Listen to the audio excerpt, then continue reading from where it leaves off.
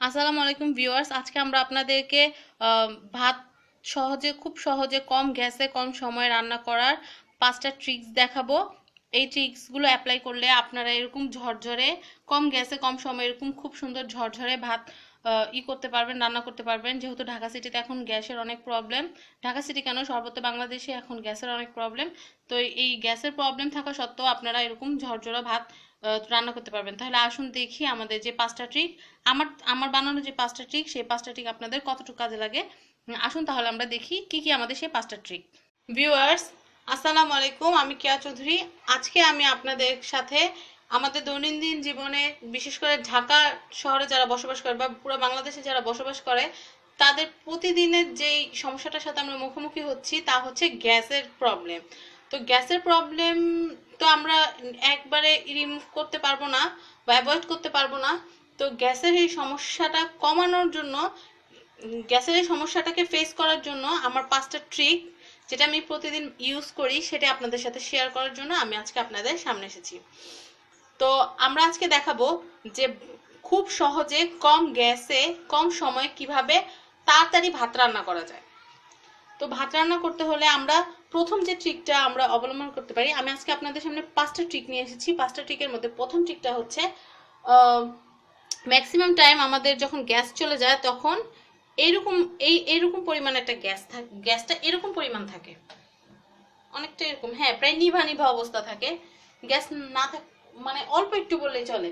তো তখন আমরা প্রথমে যে কাজটা করতে পারি, যে আমাদের যে চুলাটা থাকে, চুলাটার ভিতরে আমরা একটু লবণ ছিটাই দিতে পারি। আপনি দেখেন, লবণটা ছিটানোর পর পরে কিন্তু এটা টুস টুস করে যে লবণটা ফুটছে, এটাতে কিন্তু একটু চুলাটা আগুনটা একটু জোরে হয়। এটা আমার প্রথম ট্রিক। সেকেন্ড ট্রিক হচ্ছে, আমরা যে আমাদের চুলার উপরে যে বার্নারটা থাকে, এই চুলার উপরে একটা ফ্রেম থাকে, যে ফ্রেমটা আমরা তুলে তুলে নিয়ে যদি আমরা ডাইরেক্ট আমাদের যে ভাতের পাতিলটা যদি আমরা এটার উপরে বসিয়ে দেই, তাহলেও কিন্তু আমাদের রান্নাটা একটু তাড়াতাড়ি হয়। থার্ড যে ট্রিকটা, সেটা হচ্ছে আমরা ভাত রান্না করার সময় আমরা যদি ভাতটাকে চালের সাথে একবারে দিয়ে দিই, তাহলে দেখা যায় ভাতটা রান্না করতে একটা লং টাইম সময় লাগে। বাট আমরা যদি ভাতটা রান্না করার আগে যদি পানিটাকে এভাবে গরম করে নিই, বার্নারের উপরে দিয়ে এভাবে ঢাকনা দিয়ে যদি পানিটা গরম করে দিই, দেন যদি আমরা আমাদের চালটা ছেড়ে দিই, তাহলে আমাদের ভাতটা রান্না হতে খুব কম সময় লাগে। তারপরে আমাদের আরেকটা যে ট্রিক, সেটা হচ্ছে ভাতের পানি কমানো। সেটা আমি আপনাদের দেখাতে আমার কিছুক্ষণ সময় লাগবে। তাহলে ভিউয়ার্স, আমাদের প্রথম ট্রিকটা আমি আবারও রিপিট করছি। প্রথম ট্রিকটা হচ্ছে চুলার উপরে আমরা যে লবণটা আছে, লবণ ছিটা দিয়ে নিয়েছি। আবার আমি দেখাচ্ছি, চুলার উপরে লবণ ছিটা দেওয়াটা একটা ট্রিক। এই দেখুন, এখনো হিটটা একটু বেড়েছে, আগে থেকে একটু বেড়েছে।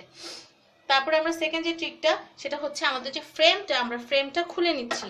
আমার আচারের যে ভিডিওটা আছে, টক জলপাইয়ের একদম প্রথম ভিডিওটা, ওটার মধ্যে আপনারা খেয়াল করলে দেখবেন যে আমি আমি যে ফ্রেমটা আমি খুলে নিয়েছি। ফ্রেমটা খুলে নেওয়াতে কি হয়েছে, আমাদের যে ডাইরেক্ট হিটটা আমি পেয়েছি। কারণ ওই দিন গ্যাসের খুব প্রবলেম ছিল, ওই দিন কোনো গ্যাসই ছিল না, এরকম মিট করে চুলা জ্বলছিল, ওটার ভিতরে আমি আপনাদের আচারটা তৈরি করে দেখিয়েছি। ইনশাল্লাহ আচারটা ভালো হয়েছে, অনেক ভিউয়ার্স দেখেছে, 3000-এর উপরে ভিউ হয়েছে ওটা, খুব ভালো, এখনো লোকজন দেখছে, ভিউয়ার্সটা দেখছে। তো আমরা এরপরে যেটা করতে পারি, সেটা হচ্ছে ভাত রান্নার জন্য পানিটা আমরা এরকম বার্নারের উপরে দিয়ে আগে ঢেকে রাখবো।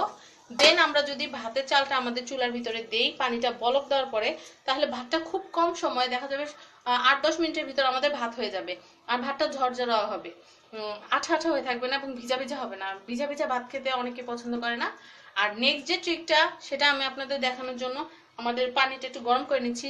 আর যেহেতু গ্যাস আছে, তাই আমার এটা করার দরকার নেই। আমি ফ্রেমটা লাগিয়ে নিচ্ছি, ফ্রেমটা লাগিয়ে আপনাদের দেখাচ্ছি। সেটা হচ্ছে, আমি ফ্রেমটা আগে লাগিয়ে নিই, তারপর আপনাদের বলছি। পানিটা হিট হয়ে গেলে আপনারা চালটা দিয়ে দিবেন এটার ভিতরে। ভিউয়ার্স, এখন আমরা আমাদের 5 নাম্বার যে ট্রিকটা, সেটা দেখাবো। সেটার জন্য আমি আমাদের গরম যে পানিটা করতে দিয়েছি, ওটার মধ্যে আমাদের চালটা ছেড়ে দিয়েছি। ধরেন আমাদের চুলার গ্যাস ওরকম টিম, চুলায় কোনো গ্যাস নাই, খুব কম, ওই যে আমরা যেভাবে দেখিয়েছিলাম ওরকম। এখন আমরা যে কাজটা করব, সেটা হচ্ছে আমাদের ভাতের যে পানিটা আমাদের গরম হয়েছে, মাশাআল্লাহ ভালোই গরম হয়েছে। এখন আমরা ওটা কি করব, এরকম, এই যে আমাদের যে বাটিটা, এই বাটিটার মধ্যে নিয়ে কমিয়ে নেব। যে পানিটা থাকে আমাদের ভাতের পানিটা, যতটুকু পানি লাগে তার অর্ধেক আমরা করে নেব, কমিয়ে নেব। কমিয়ে নিলাম। কমিয়ে নিয়ে এবার আমরা ঢেকে দেব। এবার আমরা আমাদের ভাতের যে পাতিলটা এটাকে আমরা ঢেকে দেব এবং আমাদের যে আমাদের যে গরম পানিটা আমরা করেছি এটা আমরা একটা ফুড গ্রেড কন্টেনারের ভিতরে নিয়ে নিব। নিয়ে আমরা এটা বন্ধ করে দেব, বা আপনারা কোনো মগের ভিতরে নিয়ে একটা বাটি দিয়ে ঢেকে রাখতে পারেন, কাঁচের মগের মধ্যে নিয়ে ঢেকে রাখতে পারেন, যেন জিনিসটা গরম থাকে। গরম থাকলে কি হবে, আমাদের ভাতটা যখন এই অল্প পানিটার ভিতরে আমাদের যখন ভাতটা হবে, ভাতটা হয়ে একদম খুব তাড়াতাড়ি খুব অল্প সময় হয়ে যাবে, হয়ে একটু আঠা আঠা ভাব হবে।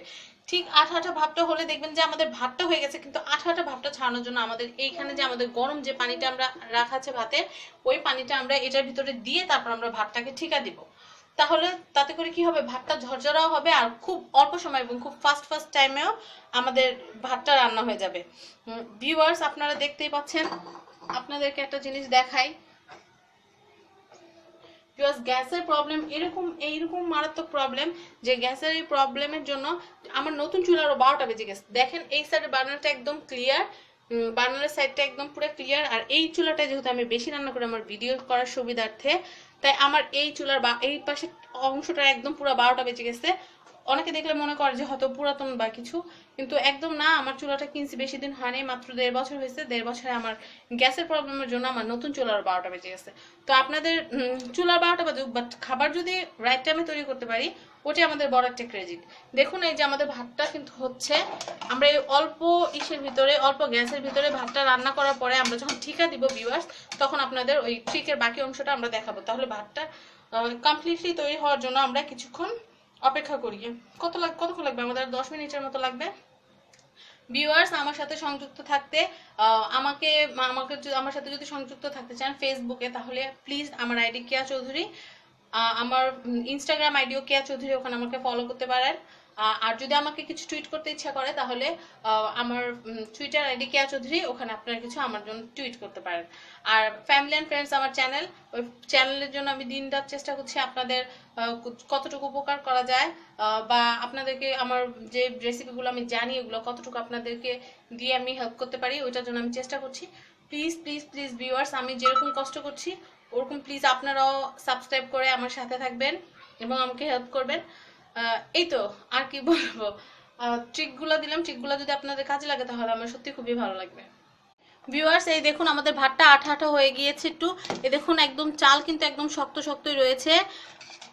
মানে আমি যেটা বুঝাতে চাচ্ছি যে ভাতটা কমপ্লিটলি রান্না হয়ে গিয়েছে, কিন্তু মারটা যেহেতু কমে গিয়েছে তাই একটু আঠা আঠা হয়ে যাচ্ছে। এই আঠাটা ছাড়ানোর জন্য আমরা আমাদের যে গরম মারটা রেখে দিয়েছিলাম, আমরা গরম মারটা এটার মধ্যে ঢেলে দিব। এই দেখুন এখন ঠিক আগের মতো হয়ে গিয়েছে, আমরা নর্মাল ভাত রান্না করলে যেভাবে রান্না করি। এখন আমি ভাতটা ঠিকা দিব এবং ভাতটা তুলে আপনাদের দেখাবো যে ভাতটা কতটুকু ঝরঝরা। ভিউয়ার্স, দেখুন ভাত ঠিকা দেওয়ার পরে আমাদের ভাতটা কি সুন্দর একদম ঝরঝরা চাল আপনারা দেখতেই পাচ্ছেন। আমি একটু জুম করে দেখাচ্ছি, দেখুন একদম ঝরঝরা ভাত। আপনারাও এইভাবে এই ট্রিক অবলম্বন করে খুব সহজে অল্প গ্যাসে অল্প সময় ভাত রান্না করতে পারেন। ভাত কেন, অন্যান্য তরকারিও আপনারা রান্না করতে পারেন, তবে আপনারা এইভাবে ভাত রান্না করে খেলে আপনাদের যে ভিজা যে প্যাচপ্যাচায় ভাত যেটা, সেটা খেতে হবে না। আপনারা এরকম একদম পোলাওর মতো ঝরঝরা ভাতই খেতে পারবেন। আমার ট্রিকগুলো যদি আপনাদের একটুখানি উপকার হয় তাহলে নিজেকে ধন্য মনে করব। এবং প্লিজ আমার ট্রিকগুলো যদি আপনাদের ভালো লাগে প্লিজ সাবস্ক্রাইব করবেন, বিকজ আমার চ্যানেলটা একদম নতুন আর আমার অনেক সাবস্ক্রাইবার দরকার। I badly need a lot of subscriber, so please subscribe my channel family and friends. এবং ধন্যবাদ সবাইকে আমার ভিডিওটি দেখার জন্য।